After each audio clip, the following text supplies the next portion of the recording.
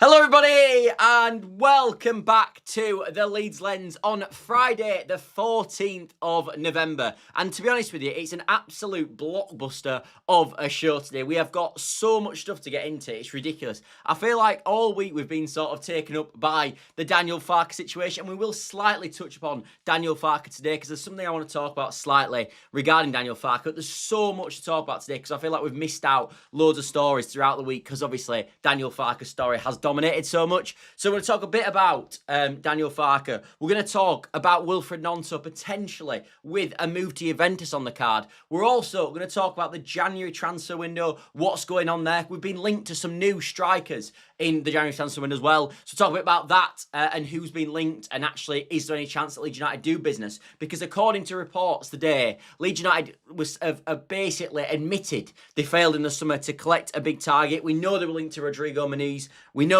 they were linked to the likes of Igor Pajau. Muniz, by the way, who's actually injured for the rest of the season. But we've been linked to loads of stars in the summer that didn't come. Well, apparently they're going to try rectify that in the January transfer window. So we'll talk about that as well. As I said, a blockbuster show. And there's also an update regarding Gabby Goodmanson on his loan in Sweden. So we'll talk a bit about that as well. As I said, literally a blockbuster show this evening. And nice to see Jack in the chat as well, saying evening, Scott, marching on together. Evening to you too. Ollie says evening as well. Evening to you too, Ollie.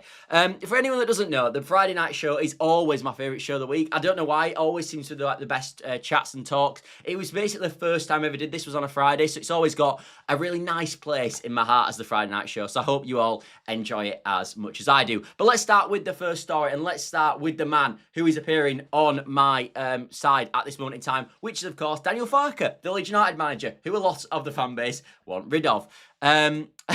Paul says, I won't my breath. Sack Farke first. I think you mean I won't hold my breath, but that's absolutely fine. We all make mistakes. In fact, I read quite poorly at times, so there is that. But yeah, I know a lot of people want Daniel Farke out, and we're going to talk about that actually, because I was thinking about Daniel Farke today. He's going to get sacked at some point anyway, people. I've realised this. Like, this idea that he's not going to end up sacked, that I've sort of been playing in my head, that he might be able to survive, is just nonsense, isn't it, realistically? You guys have said it for a long time now. But I do agree. I think even if Daniel Farke doesn't get sacked in the next 4 games and somehow gets a miracle out of the bag and we end up... Holly says, another fart discussion for the 5th time this week. Bring it on. Do you know what it is? I was writing my notes for today, Holly, and I wasn't going to mention Daniel Farke. And then I had this spark about a Daniel Farke thought, and I was like, I need to talk about Daniel Farke. I just don't think we've talked about it enough. That's the problem. We haven't discussed it enough. But no, I was thinking about Farke today, as I said. And he's going to get sacked at some point, isn't it? Like, it's just realistic. I think, and I was listening to Graham Smith talk about this as well, obviously, the head chief sort of reporting officer at the YEP, and he was saying that if we lose to Villa, he thinks it's likely that Daniel Farke will lose his job. I am of that opinion. I said that on yesterday's show. I think that's going to happen if he does lose to Villa. I'm actually not convinced we'll lose to Villa. I look at their away form, and I know they've been on a fantastic run at this moment in time, but they've actually only picked up 5 points in the first 5 away games this season. Leeds have actually picked up more points in the home games than they have away. So maybe you could say Leeds United favourites. I don't know if we are. We're definitely not. But might have to rename it the Leeds Lens, Scott. Yeah, the Farke Lens, Scott. Yeah, potentially. Although he might be sacked soon. But yeah, what I'm trying to get to is, I was thinking about it today, and I was sort of almost discussing it with my own brain as I was writing the notes, and I was just thinking, like, I was looking at the fixtures ahead, and we have got 10 horrendous games coming up. Like, if I'm being totally honest, you look through the fixtures and we all go, these next 4 are awful. But even after that, you've got Brentford away, then you've got Palace at home, and then you've got poor fixtures after that. I think we play City again quite soon. I think we play Anfield quite soon after as well. And they're just horrendous fixtures for about 10 games now. He's just not surviving these 10 games. It ain't going to happen because he ain't going to pick enough points up in these games to keep his job. Like, he will, even if he doesn't get sacked on these 4, I am telling you for a fact, by sort of February time, he will not be the manager anymore. So if you do want him out, which, as I said, I know a lot of people do, it's going to happen. Like, he is gone. It's over for Daniel Farke because he hasn't picked enough points in games that realistically could pick up points in. And now you look at the games coming up, as I said, and even if we get through this 4, let's not pretend that Brentford away is a fantastic fixture. They've just beaten Liverpool at home. They've just beaten Newcastle at home as well. Let's not pretend that they're an easy walk by. Let's not pretend that Crystal Palace are not a fantastic team as well. I mean, early in the season, they've gone about 19 games unbeaten, Crystal Palace, and we've got them at home the week after. So he is gone. Like, it's over. It is over. I didn't want to, as I said, I didn't want to tile it all about Daniel Farke. Maybe I should have done, but I just think it's over now. I think it's over. I think that, obviously, as I said, a lot of you guys have said this for a while. What I would say about these people that have said Daniel Farke out for a long time, you're right. You are right. He is going to get sacked. But if you want a manager out, you're going to be right 99.9% of times. Because in every situation, usually, when a manager leaves a football club, he either gets taken off him, like you've just seen with Rob Edwards at Middlesbrough, where he's gone to Wolves, or he leaves a hero, like you see with Jurgen Klopp and Liverpool, or potentially Dirty Sir Alex, as we don't like to call him, at Man United. Like, that's what happens. Majority of managers end up leaving a football club because they get sacked. So, well done for predicting it. And I know, like, if someone had gone to my head at the start of the season and said, is he going to get sacked? Yes, I think the answer was probably yes. That's where I was with it. But I just, as I said, I thought I'd just bring it in the show because he's gone here. Like, he is gone. Anyway, let's get some nice comments. I can't see them sacking him until we are in the bottom three, to be fair. Yeah, no, I actually agree with you, Ollie. I think this sort of points per game thing's not probably as accurate. I think naturally they'll go hand in hand with the points per game and being in the bottom three. But I agree with you. Like, I just think that but we are going to be in the bottom three, aren't we? Because our fixtures over the next 10 are so bad. Like, a lot of our games, actually, where you go, Leeds United can get points in these good home games that we talked about, the likes of Wolves, Burnley, Fulham, all these home games that we've got coming up are actually a bit later in the season. They're almost in the last sort of third/quarter of the season. They're not in the next batch of games. We haven't got these quote-unquote easy fixtures. There's no easy fixtures in the Premier League, but we haven't got any of them easy fixtures coming up. So for me, as I said, I just think it's over. I really do. It'd have to be an absolute miracle for me to survive the next 10 games. He's gone. So as I said, if you want him out, just rest easy tonight. Go to sleep tonight. I don't know, whatever you do, have a beer, do whatever you want and go, thank God it's over for Daniel Farke, because I know people are getting so frustrated in the fan base, which I think's ridiculous. Like, I had someone message me the other day saying that they'd rather Leeds United lose to get him out. That is not a Leeds fan. You support whoever's in charge, surely. That's the whole point of being a football fan. So I don't really get that. But yeah, he's gone. Palace at home could be could be doable with their scheduling. Last time I said that, we should beat Palace. We lost 5-1 at home. Yeah, I remember that game. I was actually at the game. We actually went 1-0 up, if you remember, as well. Patrick Bamford header, if I remember rightly, from a corner. And I was thinking the world's coming home because we just beat Forest. Then we were going into that game. Gracier was the man at the wheel. It was all fantastic. We were laying out the red carpet. And then Elise tears us apart in the second half. And that was fantastic. And probably the end of Leeds United that season. Bamba says, remember last time we had under pressure manager against Liverpool? Let's hope history does not repeat. This is what I mean, though. Why? Surely we want to beat Liverpool. Why do we not? He's got, as I said, Daniel Farke is going to be sacked anyway. So just accept Leeds United winning. Surely we don't want Leeds United to lose games. We're not at that point. We're also not a good enough side to want Leeds United to lose. We need the points. We need them. We can't afford Leeds United. Maybe if you're like sort of going to finish 12th no matter what, and that's how it's going to be, then you might go, oh, we lose a few games, get him gone, and we might get a higher finish. And maybe that's the case with Daniel Farke, but I would drastically say that we're not good enough to just let a manager lose games before we sack him. We're really not. Don't remind me of that game, Ollie. Anyway, yeah, that is the Daniel Farke situation. It was just sort of something that came into bed today.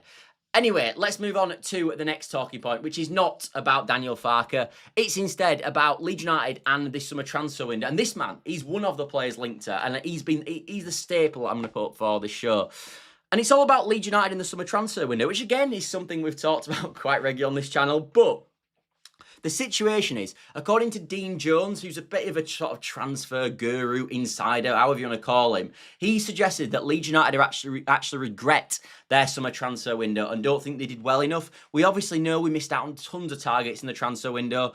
El Canuses, Pajals, Munizes, the list goes on and on and on and on. Callum Owendo apparently were linked to, and that one never happened as well.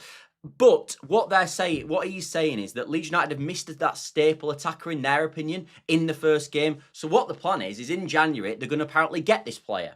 And they're going to get this sort of staple attacker because they regret the summer transfer window. They don't think they did enough. Wake up, lads. Well done. You didn't do enough. So I get that logic. The only thing that I obviously question with this, and I'm sure you guys are all obviously knowledgeable as well, in the chat will be saying, well, hang on a minute, didn't we have PSR problems? So where's this PSR situation comes from? And I think that's where the conversation comes interesting. But a few players that are linked before we talk about the PSR situation. The first lad is a guy called Franculino. Now, when he was linked to us on Twitter, and it was from Graham Bailey, so again, probably take it with a pinch of salt, but he essentially said that Leeds United are linked with him. And when he was linked with him, all the hipsters, now, as I said, I haven't watched loads of this Diju. I think I remember seeing him against Forest in the Europa League a few games back when they obviously won. He didn't actually contribute in that game, but I remember seeing him. But he's a 21-year-old striker. I think is he a Ghanaian? Oh no, he's not Ghanaian. He's Bias. Oh, I can't pronounce it. Anyway, he's an African international. Who plays up front, and he's had a fantastic time for Midtjylland this year, obviously in the Denmark Super League. He's managed 14 goals in 14 games, but he's actually been quite a consistent scorer over the last few games anyway. We've actually got a Danish fan in the chat, Matt, who says, I'm Danish, and Franculino is by far the best striker to ever play in Denmark. His finishing is unreal. Wow, okay, there you are then. That's what you probably need. Now, there's a few issues with this story, in my personal opinion. One of them, potentially, it comes from Graham Bailey, so maybe take that with a pinch of salt. The other thing is that loads of clubs are in for this lad. And if Matt's right, which I imagine he is, because he'll know a lot more about it than I do if he's Danish himself, then this is a lad that's, as I said, tearing it up. He's been fantastic in the Europa League, fantastic in the Denmark League, but everyone in the Dogs linked to this guy. This is a guy that everyone wants. I've seen Everton linked. Obviously, they need a striker. I think I've seen West Ham linked as well. I've seen loads of different clubs linked to this number 9. 21 years old as well, 6 foot tall. And yeah, he's the big star on the block at this moment in time. He's the next one to come through. The other issue with this is that apparently the price tag that Midtjylland are putting on this player is around the £40 million mark. So I think if we are going to go anywhere near this, it's going to have to be linked to outgoings. I think we're going to need outgoings. But to be honest with you, I think we talked about in the summer transfer window about Leeds United's lack of outgoings and the problems that caused in terms of who we could bring in and the money we could spend. We can't make that same mistake again. We've got to do outgoings in the January transfer window. And if we're bringing in another number 9, the likes of a Joel Pro, for me, has to move on, has to leave the football club because there's no point having 4 strikers, is there? Joel Pro can't get in a team at this moment in time with Dominic Calvert-Lewin and Nemecha.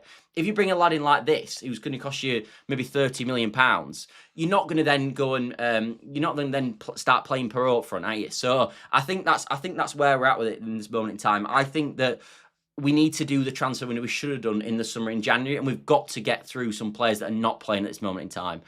So anyway, Franculino, let's call him, because what a brilliant name, as Jack says in the comments. What a name, I'm sold on that alone. Yeah, I agree. But yeah, he's someone that I think could be interesting. But as I said, apparently valued around 40 million. But you've got to always take these price points with a pinch of salt. He sounds an unreal player, and I wouldn't turn my nose up. That being said, surely a creative midfielder is more important. This is interesting, actually, because I've seen a creative midfielder mentioned a lot. Bamba, who obviously mentioned that in the chat. I've seen this mentioned a lot about creative midfielder. My actual number 1 position hasn't changed in the sort of last probably few months. My number 1 position at the end of the transfer window is we needed a right winger. I didn't think we had the quality out wide on the right, and I still genuinely believe that the right winger position is the most important position I think we need in this team. I think Dominic Calvert-Lewin and Nemecha. Dominic Calvert-Lewin hasn't done enough yet. He's only scored 1 goal, I think, to sort of count on him. But I think on that right-hand side, in my personal opinion, that's where we lack the most. I think that's where we've got the lowest player in the league, in our team, in my personal opinion. And I know you talk about a creative midfielder, but my only thing with a creative midfielder is I'm still not convinced we can play with a sort of quote-unquote number 10 by trade in the number 10 position. Because if we do that, obviously that would mean going without without the sort of 3 midfield, the 3 holding midfielders that we play with at this moment in time. And I don't think we can do that because I don't think we'll have enough defensive stability if we do that. Like, you look at all the promoted clubs at this moment in time, they're all doing this. They're all playing with these 3 more defensive players in the midfield. Even look at Sunderland, who are having a fantastic season. They're starting 3 at this moment in time. Obviously, Diarra's injured. But it was Granit Xhaka, Diarra and Siddiqui. They played with a 3 as well. You look at Burnley as well. They're playing Uga Chukwu in there. They're playing Josh Cullen. They're playing Florentino Luis as well in there. And they're all playing this balanced team where all the midfielders can go forward, can also defend. So I don't think we can do that, in my personal opinion. I just don't think we've got. I don't think we're good enough defensively already to sort of sacrifice one of the defensive players in midfield. We're already conceding too many goals, in truth. So that's where I stand on it, really. So my priority is right wing, but I do think if you can get a player like this in January, even if it's not the exact position we want, if he can score 10 goals between the end, sort of January and the end of the season, that might be enough to keep us up on his own, because we're not going to get 10 goals in that period of time from Calvert-Lewin or Nemetcha, if we're being totally honest. So I think someone like that could be a game changer. Obviously, he is 21 years old as well, which I think makes it interesting. But yeah, everything I've seen about this lad suggests he's a really good player. There's also been brief links, which I'm not going to talk about too much, to Ivan Toney, and another one to Mayenda, is it? Of course, of Celtic, both them strikers. I'm going to basically null and void these stories, in my personal opinion.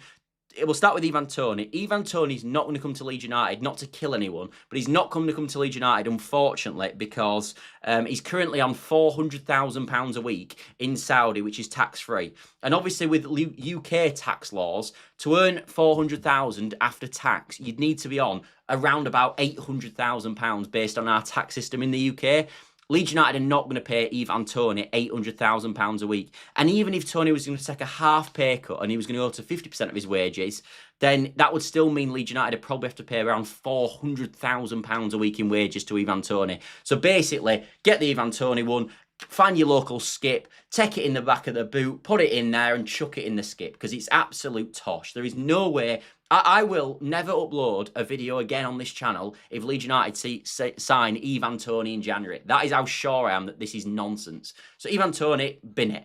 Then the other one is Celtic's Maeda, of course. Is he the Japanese striker, I believe? And he's had an okay season. I think he's scored about 3 goals so far in the Scottish League, but he's been there for a number of years, scored goals for a long period of time over that. The only thing I've got with Maeda, of course, and I think this is a problem. It's something that's going on with Celtic at the time. They're not in a good vein of form.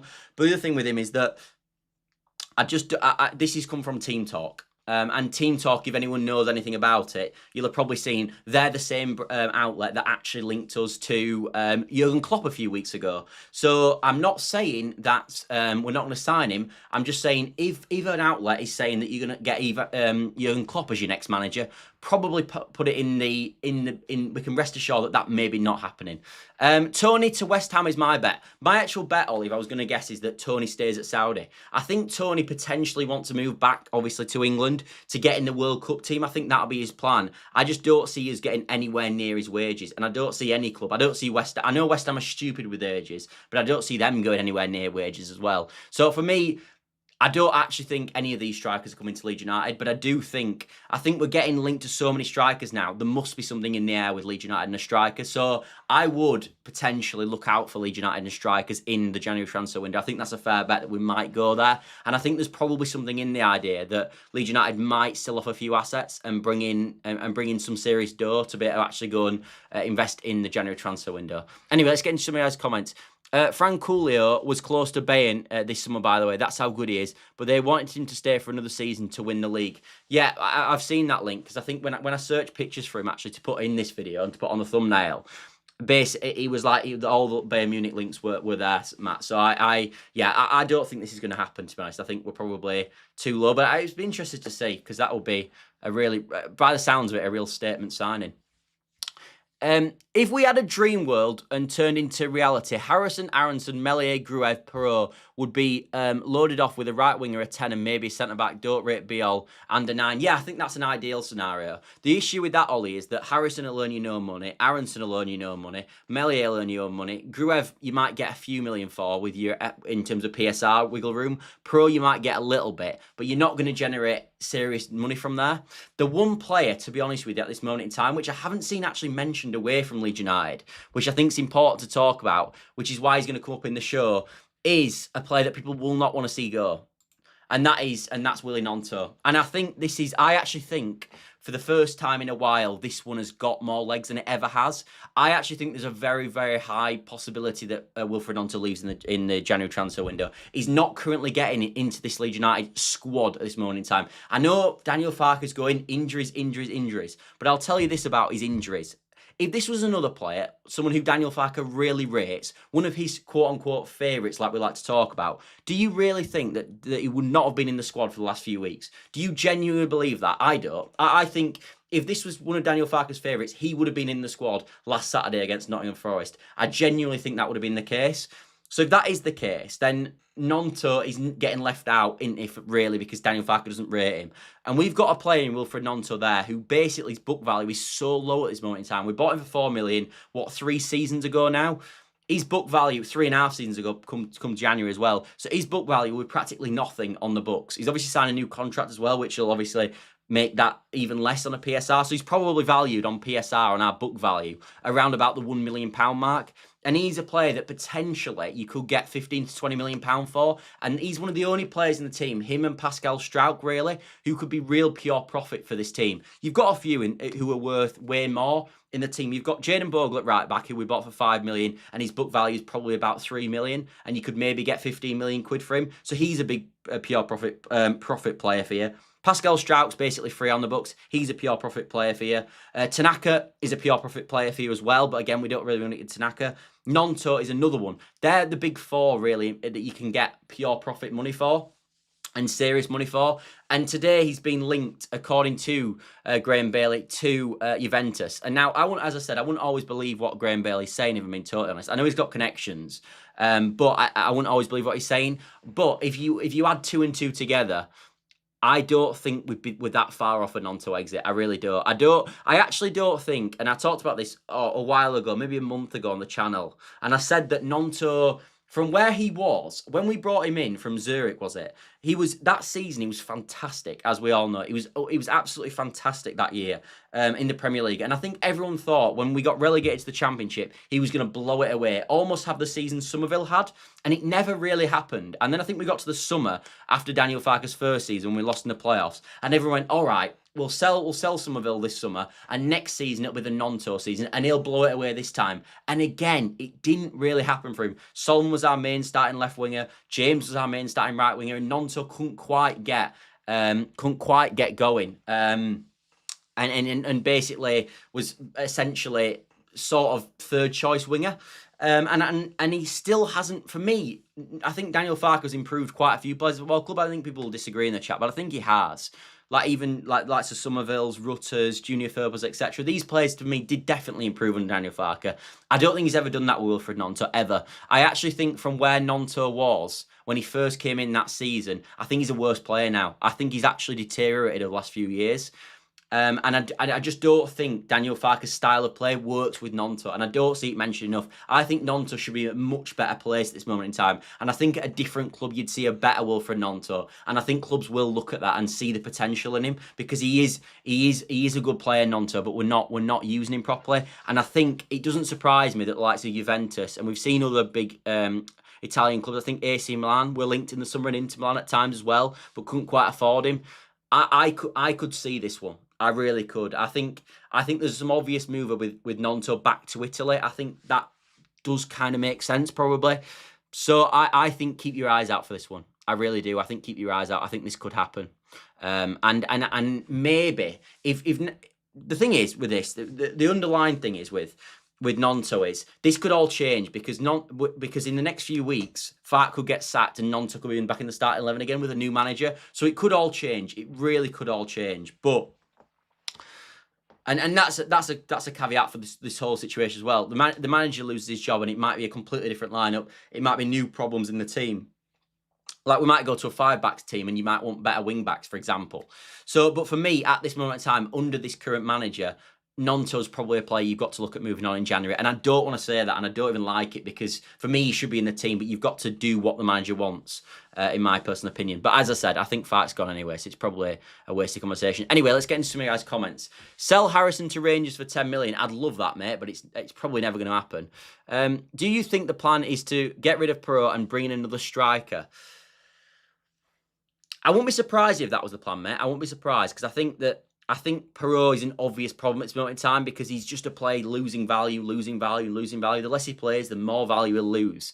So I think we are at a point where Perot should be offloaded. I think we were at that point in the summer, if I'm being totally honest. And I think the fact we brought in 2 strikers says everything you need to know about Perot and what we think. So yeah, my personal opinion with Perot is that I think that. I think they should be trying to move him on in January, to be honest, because he's one of them players which is different to Gnonto that I don't think will ever work in the Premier League. I don't think his physical attributes will ever suit this Premier League, and he'll never be good enough for me to play in the Premier League, whoever's in charge. That's my personal opinion. So I'd be happy moving him on because I think whatever manager we've got ain't going to get a tune out of him personally. We're going to have to offload a fair bit in Jan as we still need a winger too. Yeah, I agree. I think we should be selling players big time in January. Don't forget Joffy and Joseph. Yeah, Joffy and Joseph could provide money for us in January. But I don't think the club will sell either, to be honest, in January. I don't think they will. But I might be wrong. I don't think they will. I'm not against that at all. We should have cast in on Gnonto when he threw a fit after we got relegated. Yeah, maybe you're right, Jack. Maybe we should have done that. I really thought, and I know a lot of you guys agree as well, because I know a lot of you've rated Gnonto in the chat. I really genuinely did think, though, that Wilfred Gnonto was going to push massively on in the Championship. I thought when we kept him, I was like, that's the player of the season this year. I thought he was going to be that good, because I'd just seen how good he was in the Championship and how in the Premier League and how direct he was. And I just thought we've got a player on our hands here that's going to tear this division apart, and it just didn't. Like he did well. He didn't do badly. He just for what I think he can be, he underperformed in my opinion. Farke should be sacked on the spot for favouring Aronson and Harrison over Gnonto. Yeah, that is a horrendous take, I must admit, from Daniel Farke. Joffrey's out of contract at the end of the season, I think. Yeah, I think he's got 1 year left actually in the summer, mate. But I might be wrong. If we sell Gnonto, I think we'll be done. I disagree. Gnonto's not being used at this moment in time, Ollie. So I think if you cash in on Gnonto and maybe get you 15 to 20 million pounds for him, could we reinvest that into a player that's going to, like, could we do something where we pay, I don't know, we get a player and you pay 15 million in January and another 15 million summer, and sort of get a player of the likes of Philip, that lad, the Danish lad that we were talking, or the Danish striker, he's not Danish, but from the Danish league striker, the Midtjylland striker that we're talking about. Could we do something like that? I'm not saying we could, but I think we're not getting that money out of Gnonto at this moment in time. Phil, I'm not reading that name out. You nearly got me. I'm going to say Phil, and I'm not going to read the rest out. What's point in spending January about 6 months too late? Spotless chances. Farke will leave before Gnonto does, by the way. Potentially, I think you're right, mate. In fact, I actually think you are right. I think you are right on that. What's the point in spending January? Well, I think the point in spending January is obvious, to try to keep Leeds United in this division. Because, yes, we've done it 6 months too late, Phil, and I agree with you. But what I don't agree with is that we should just blow the season up and not even try. Like, we should be doing everything we can in the January window to try stay in this division, because there's no matter what happens between now and the end of the January situation, we are not going to be out of this fight in January. Either way, we're not going to be completely relegated in January, nor we're going to be completely safe in January. So for me, no matter what happens, we're going to have to we should be doing business in January to try and get us out of this mess that we're in, and a bit of extra spark in the attack. I didn't know his deal was up, was hoping for a decent fee. In fairness, I think Gnonto's been brilliant. Hasn't been brilliant since Garcia came in and dropped him, but he needs to be kept at all costs. Do you think, Ollie? Maybe. I am not talking about that, Phil, unfortunately. We don't do politics on this channel. It's a Leeds channel. Would you consider loaning out Perot to try and get his stock up before a sale in the summer? Oh, would I loan out Perot? I would, mate, if we could find a way to sell him before that July 1st deadline, and potentially get some money for it, and get money in this financial year. Maybe.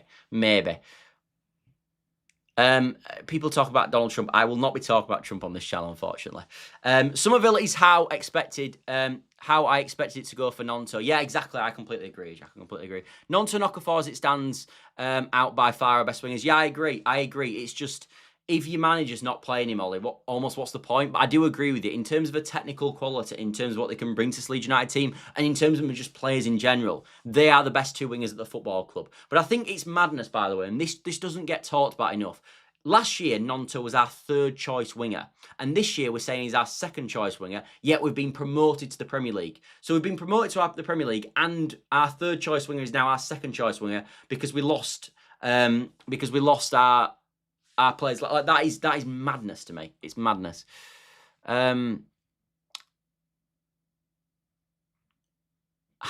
Do I have ADHD? I don't think so, mate. I don't think so. By the way, for the record, I think people think I'm like this in real life. Like, if you see me at Ellen Road, some of you guys probably will do at some point.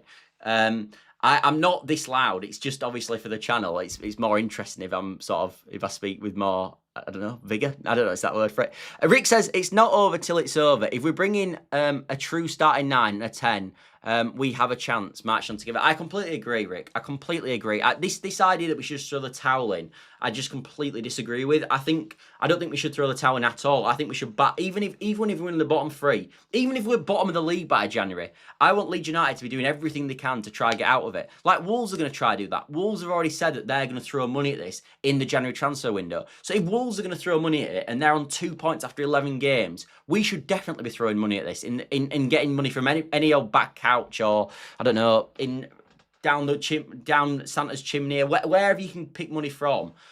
We should be doing that for sure. I heard there's this lad called J. Roy Grott who could be good off the left. Mate, I've heard of a lad called Antonucci. I think bringing Antonucci back, phenomenal in the Chiellino injury. That would be my thing. That would be my idea. It's because you speak really quick. Like, mate, I can't talk about me having ADHD on this channel. But he seems quite hyper. It's probably because you're sat down and need to jiggle around. Mate, are you a diagnoser? I don't know. But I just try to make it interesting, mate. That's all it is. Anyway, fair enough. That's a new one, I must admit. Anyway, it's also Friday, mate. You know, you've got to enjoy your life, haven't you? Do you know what I mean? Anyway, the last thing I wanted to talk about to wrap up this Friday night show, which has been probably more hyper, which I think that's fair enough, Phil, is all about... you've lost me my train of thought here. It's all about Goodmanson. Yeah, that's it. If we have a good adaptable manager in before January, then we have a chance. Yeah, no, I think with good... I think that if we get a different manager in, then I think we've got every chance as well. I think there's a number of things that we can do. I think there's another thing to do. Funnily enough, Antonucci retired. Summer just gone. Did he? Oh, what a shame. Maybe we can bring him back, mate. Because then at least if he's retired, that means we better get him on a free. And we know we're short of money, so this might be the one. This might be the thing to do. Getting a free diagnosis, people have to wait years for. I know. I feel lucky, mate. I feel honoured.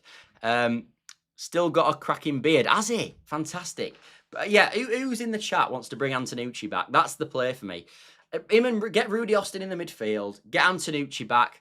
Sod it, let's bring Janssen back as well. Let's bring Janssen back. If we need a new striker, I suggest Lazoga. Yeah, could be. He needs to get in the box though, doesn't he? Of course. So, you know, I won't see the rest of that comment, but he does need to get in the box. I tell you what, Lazoga was underrated, by the way. He wasn't as bad. Get Belushin to share the back line. To be fair, last year when Melia were throwing all them back in, I wouldn't mind Silvestri back at the football club, because at least he could save a penalty, Silvestri. So, you know, there was that. Anyway, as I said, let's get back to Gabriel Goodmanson. I should have put a photo up, actually, but I ain't got one. So, but yeah, the situation with Goodmanson is that apparently he has picked up, this is according to a few Swedish reports, that he's picked up an injury while on Sweden camp, and he's basically doing an individual program while on Swedish duty. My honest feeling is that I'm just seeing all the names back in the chat. Warnock's another one, by the way. We should bring Warnock back, but we could bring El Hadj Diouf back as well. But yeah, the thing with the Goodmanson situation, though, to get back to, as I said, to get back to the talking point, is that if he was that injured, he wouldn't be on Swedish duty, would he? He'd be at the football club, training with the football club, and he wouldn't have gone on international duty. So I think we'll be fine with this Goodmanson story. I think maybe he might potentially not fully feature in a game for Sweden. I think come round the Aston Villa game, Goodmanson will be fine to play again. So I think we've got I think we can be fine that. And now we can go back and talk about some of these managers, and Michael Brown, Dukara, Belushi. Yeah, but there's some good options here. As I said, Janssen back for set pieces. Grott once scored one goal, didn't he, from a set piece? So bring him back. Silvestri actually became a Serie A keeper with Udinese. You are joking. I didn't even know that. How did I not know that? Tell you he was doing really well. What was he called? That lad. He played in the under-21s for us, and he's now playing in Serie A. And he's a really, really good keeper. He never played for us, I don't think. He was in our under-21s. Oh, what's he called? Someone might remind me in the chat. Can you remember who I'm talking about? And he was like a young lad, as I said. He played in our under-21s a lot. And he's now playing in Italy and doing really, really well. I can't remember his name. Generally can't remember his name. I saw him in the team sheet the other day. What's David Sommer up to? Yeah, that's it. Eli Capri or whatever, Capri or whatever he was called. Yeah, him. He's flying. He's absolutely flying. He's probably better than Perry. Bring him back. He's actually quite decent, apparently. As I said, El Diouf definitely needs to come back to football club, though. Oh, what a legend. What a horrible signing that was. Oh, there's some horrendous names. Butaka. Who was that? Who else? I'm trying to think of some horrendous players that we could bring back. But we've got some crap. I mean, to be honest, we're not. Yeah, this is what I mean. Like when we talk about Leeds United, and everyone goes on meltdown. And everyone talks about how crap it is at this moment, and we're losing every week. At least we're playing the Premier League. We used to, a few years back, before Bielsa came, lads. We were playing in the Championship and losing every week. I remember finishing 10th for about 25 years running. We got out of League One, and then you thought, oh, we've had a good season. We might progress. Nope, stick in the Championship forever, and basically have a merry-go-round of managers was the way around. So you know, it could always be worse. Adrian would suit the current state of the Premier League. Do you know what it is? Adrian actually would be our best number 10 at the football club. That's how low we are. Mateus Bo, yeah, I remember him. Scott Wharton was a good time. Yeah, he was a great centre half. Felix Riewald. Not quite on the Leeds news today, I must admit, but there is some crackers that we've had. I'm trying to think of that. Who am I trying to think of? I'm trying to think of it. Anyway, yeah, but yeah, it could be way worse. We could have just sacked Christensen, brought in Heckingbottom, which was obviously before thinking that was a bad time. I remember eating Barnsley that year at home. I think that was it. Pierce that scored for us. Can't remember. Who was that tiny winger we had that dropped down from the Premier League like a budget Aaron Lennon? Cameron. Is it Cameron Boothroyd? No. I'm not. I know you mean actually. I can't remember his name. Uwe Rosler was a manager at my first game. Try guess the 11 for our 1-1 Wednesday in 2015. Oh no, I can't even remember, mate. I've almost blocked out that time. I genuinely have blocked out that time. Oh, I don't know. Let me think.